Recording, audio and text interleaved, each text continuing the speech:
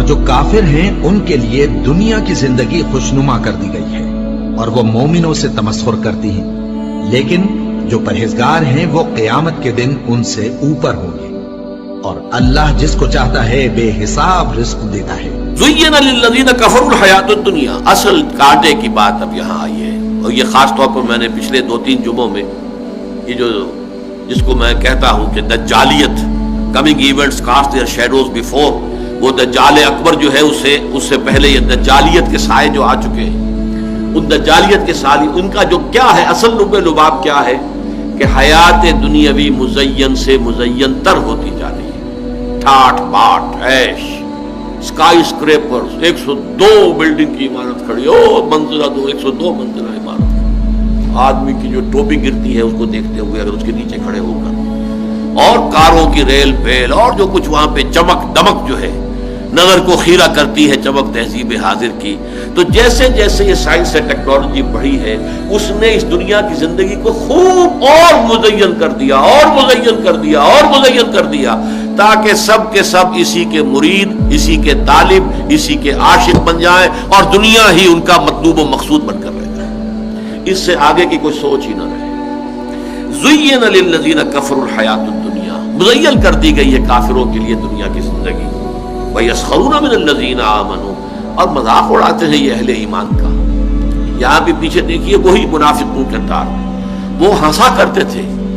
چنانچہ سورہ بقرہ کے دوسرے رکوع میں بھی ہے، جب ان سے کہا جاتا تھا وَإِذَا قِيلَ لَهُمْ آمِنُوا كَمَا آمَنَ النَّاسُ قَالُوا وَنُؤْمِنُ كَمَا آمَنَ السُّفَهَاءُ، جب ان سے کہا جاتا بھائی اللہ کے بندو تم بھی ایمان لاؤ جیسے دوسرے لوگ ایمان لائے، وہ تو ایمان کے لیے اپنا سب کچھ تن من دھن دینے کے لیے ہر وقت تیار ہے، یہ تمہیں کیا ہو جاتا ہے؟ تو وہ کہتے تھے کہ کیا ہم ایسے ایمان لائیں جیسے یہ بے وقوف لوگ ایمان لائیں؟ یہ تو بے وقوف ہے، سفہاء ہے، انہیں اپنے خیر کی فکر نہیں، اپنے شر کا خوف نہیں، اپنے مفادات کا کوئی خیال نہیں، اپنے مستقبل کا، اپنے کیریئر کا کوئی خیال نہیں، اپنی اولاد کی مستقبل کی فکر نہیں، کچھ نہیں۔ یہ تو معلوم ہوتا ہے کہ فینیٹکس ہیں، دیوانے ہیں، پاگل ہو گئے، مجنون ہو گئے، یا مکے میں حضور کو مجنون کہا گیا تھا، یا یہ ہے کہ اب یہ صحابہ کرام جو تھے یہ مجنون تھے، پاگل تھے، فینیٹکس تھے۔ یہ لوگ جو ہے در حقیقت یہ عقل وقل جو ہے اس کو بیچ کے کھا چکے ہیں، اور واقعہ یہ کہ بے خطر کود پڑا آتش نمرود میں عشق، عقل ہے محو تماشائے لبے بام ابھی، عقل کا تو ہاتھ سے آپ اگر اس کا تعلق چھوڑیں گے نہیں تو میدان میں کودے گے ہی نہیں، عقل کے تو معنی باندھنے کے ہیں۔ تو فرمایا ان کے لیے دنیا کی زندگی مزین کر دی گئی ہے اور وہ مذاق اڑاتے ہیں، یسخرون من الذین آمنوا، ان اہل ایمان کا۔ جیسے کہ صدقہ ایک لے کر آئے تھے صحابی، رات بھر جب حضور نے غزوہ تبوک کے موقع پر جب کہا کہ اب بڑا کڑا وقت آ گیا ہے اور بڑا ایک لشکر لے کے جانا ہے، اس کے لیے ساز و سامان چاہیے، سواریاں چاہیے، رسد چاہیے،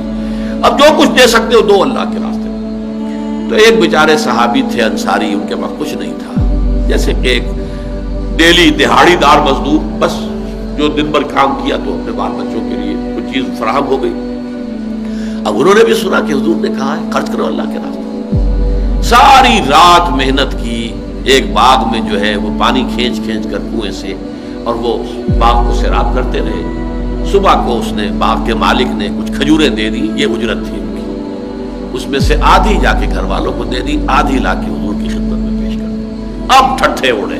منافقین بیٹھے ہوئے تھے چودھری وہاں پہ، ہاں جی ہاں یہ ان کھجوروں کے بغیر تو یہ مہم سر ہو ہی نہیں سکتی۔ واقعہ کیا کہنے ہیں، جب مذاق اڑ رہا ہے ان کا، حضور نے ان کی یہ توقیر کی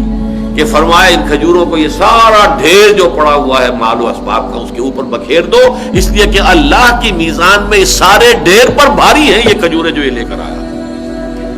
اس کے پاس یہی کچھ تھا، اس نے پیش کر دیا، لیکن مذاق اڑاتے تھے۔ یسخرون من الذین آمنوا والذین اتقوا فوقہم یوم القیامہ، اور جو لوگ متقی ہیں، تقوی والے ہیں، یہ ان سے بالا تر ہوں گے قیامت کے دن، پھر وہ ہنس رہے ہوں گے۔ سورہ مطففین میں تو یہاں تک بھی آیا ہے کہ وہ پھر ہنسیں گے، اہل ایمان بیٹھ کر ان منافقوں کا حشر جب دیکھیں گے تو ان پر ہنسیں گے۔ علی الارائک